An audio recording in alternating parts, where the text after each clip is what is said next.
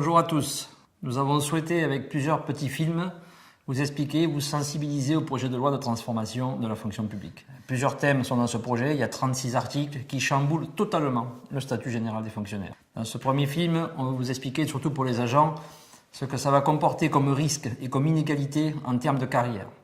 Aujourd'hui, quand on veut une promotion, un avancement, une mutation, une mobilité, il y a des commissions administratives paritaires où les agents, par le biais de leurs représentants légitimement élus, ce qu'on appelle les organisations syndicales représentatives, peuvent discuter avec l'administration. Ce sont les commissions administratives paritaires. Et dans ces commissions, les organisations syndicales et l'employeur, quel qu'il soit, peuvent discuter justement de la situation particulière des agents, regarder pour l'avancement, pour la mobilité, que les critères principaux soient respectés. Et ça permet aussi parfois de prendre en compte des situations particulières, des problèmes sociaux, des problèmes familiaux, des problèmes de santé.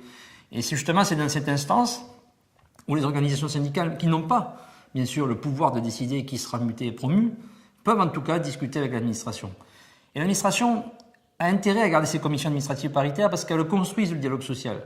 En 1946, lors de la création du premier statut général des fonctionnaires, quand Maurice Thorez, alors secrétaire d'État à la fonction publique, explique que ces CAP ne seront que consultatives, il prend en compte tous ces éléments. Pourquoi elles ne sont que consultatives? Parce que ça permet à l'État, à l'employeur public, à la fois de faire du dialogue social, d'avoir de la représentation des agents, mais de garder bien sûr ses prérogatives en matière de puissance publique, parce qu'il faut évidemment s'assurer, et ça c'est le rôle de l'État, que dans tous les départements, dans tous les territoires, il y a une égalité de traitement et donc suffisamment de fonctionnaires pour effectuer les missions.